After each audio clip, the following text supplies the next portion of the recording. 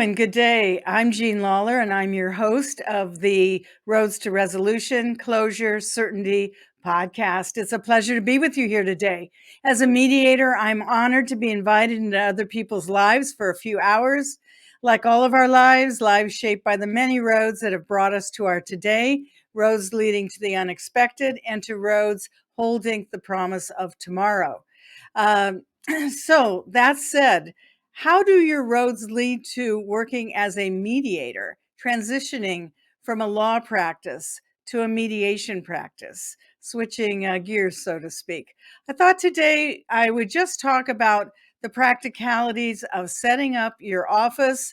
In a second session, I'll talk about actually getting your practice going. So this one is more nuts and bolts. I get asked all the time about just different questions about setting up the office, getting started in a mediation practice. So, leaving aside the actual practice itself and focusing on the more mundane things, maybe, but the very exciting things, let's get to it. First of all, remember that when you're starting your mediation practice, that you're really starting a business. So it's a small business, perhaps. Maybe you're joining a panel, but you would have your office also at home. Maybe you're mediating solely by Zoom. Maybe. It is what you want to make it. So let's just talk for the moment about an independent mediator who is well, whether you're independent or not, actually, even if you're on a panel, you're still independent. And so, what do you need to do to set up your new practice, your new office, and get going? First of all, is the the formation of the business. What's your name going to be? Do you need to become an LLC or some other sort of corporate entity? Think about those things. Check the laws in your state for what sort of corporate documents you would need to file, what business license you would need to get for the area in which you are practicing. And then also for a website, what name to use for the website and how that ties into the name of your business, how that ties into your corporate name. Hopefully, it's not taken, whatever it is you want to use. But first of all, is of course getting your business structure in place with your name and the legalities set. So, assuming you've got that in place, then what about getting the office set up, the practice facing operations of the office? In other words, the internal, so to speak, the ones that people don't see but that are so important because they'll make your life easier. Maybe you're coming from a law firm where you've had a secretary, you've had a marketing department, you've had all sorts of staff able to help you. And now in your business, you may be the only one who's doing everything, or you will be making a decision on what to outsource to others, who maybe to hire. It just depends. But that also comes as it goes along, probably, for most people. So let's just talk about getting an office and your operations set up. You've used certain programs for years, perhaps, at your law firm. And I remember when I was setting up my practice, of different programs we had used, and I automatically gravitated toward those programs. Well, a lot of them may have been much more expensive than I really needed to sign up for, because the world has changed. Certainly, there are so many things available out there, and pricing in now that it's your business, your sole business. You're not a partner in a law firm anymore. These are not part of the big overhead expenses and all the revenue that's coming in to pay for those. Every hour that you spend mediating is an hour that I would think you would want to have more of your fee revenue going into your pocket rather than going to pay for expenses. And so look at that very carefully. Remember, you're setting up a business. Now, what I will be talking about probably will be mostly um, programs that I have used. So your first one is, which tech are you going to go with?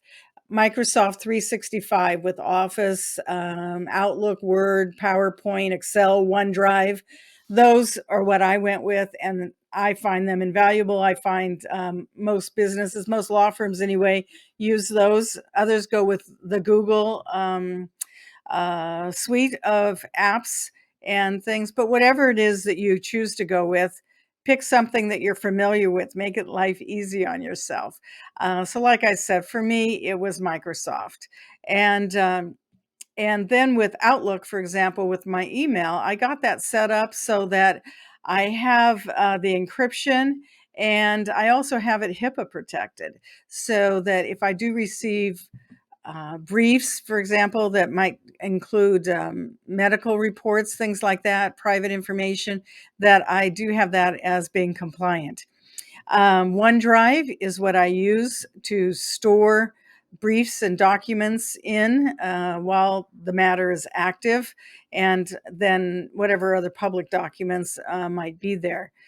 PowerPoint, Word, Excel, those are all, definitely helpful. Adobe, of course, don't get the reader version. Go ahead and subscribe to the Adobe program that lets you edit PDF documents. I think it's about $179, $159 a year. Well worth it. Zapier. If you don't know about Zapier, Zapier, consider it like hiring an assistant in your office.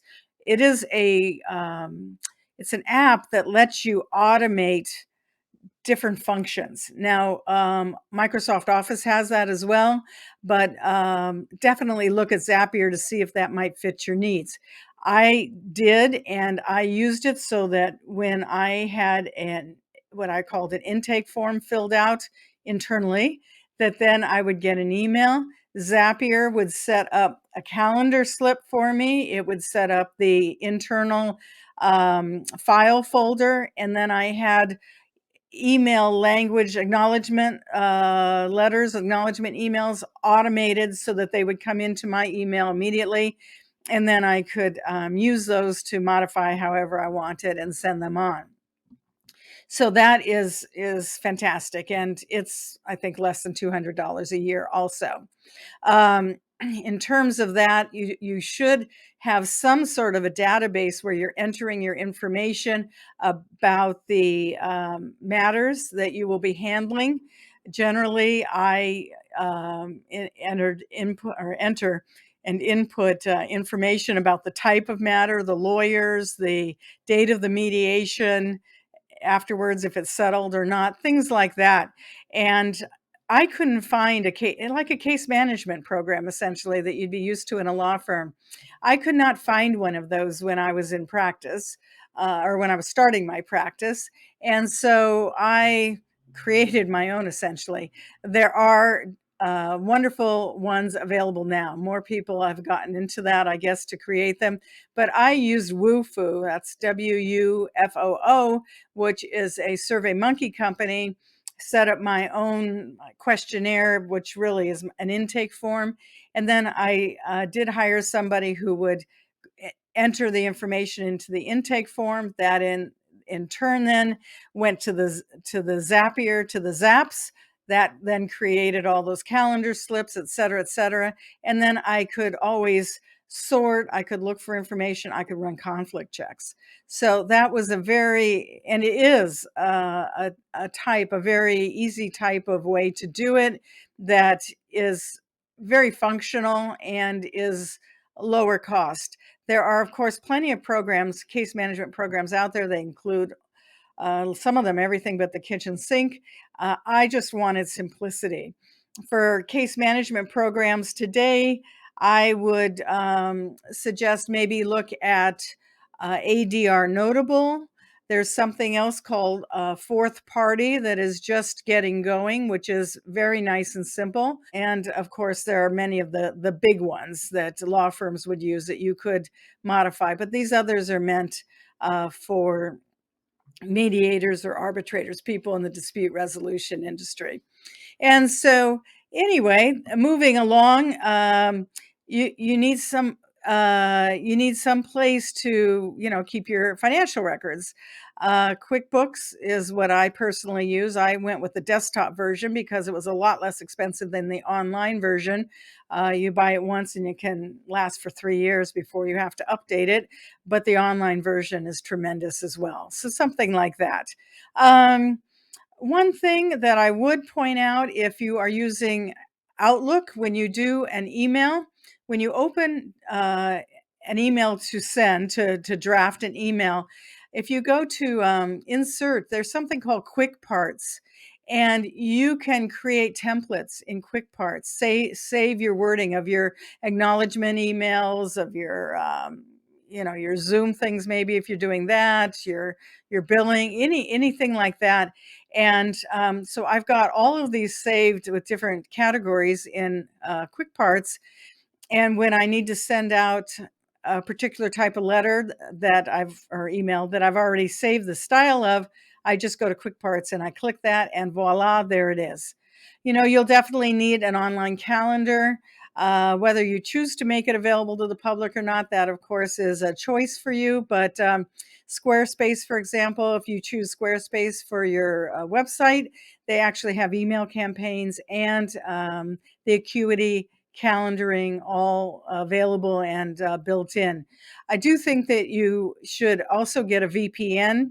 One of my tech providers who was working with me originally, he recommended PIA and as a VPN, and I purchased that. A lot of companies have that, and again, you pay for it by the year, whatever.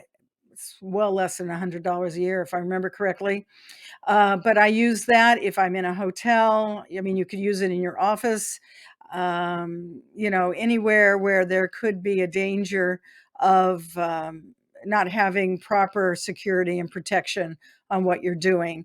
I mean, you could use it all the time if you wanted. Printed materials. You can get business cards, note cards from all kinds of places. I personally get them from Moo, and social media, LinkedIn, Clubhouse are the two. Um, then the one other thing in particular that I would mention would be your phones. What kind of phone service do you want? Do you want a virtual receptionist, which I would highly recommend, not just an answering machine? And banking. Do you want to take funds by credit card or ACH? LawPay is very good for that. And so those are just a few little nuggets from my own experiences. Thank you so much for joining me today. Please feel free to follow me on LinkedIn. You can find my website at lawleradr.com. I'm on Roads to Resolution, Closure and Certainty channel on YouTube. And thank you so much. Bye.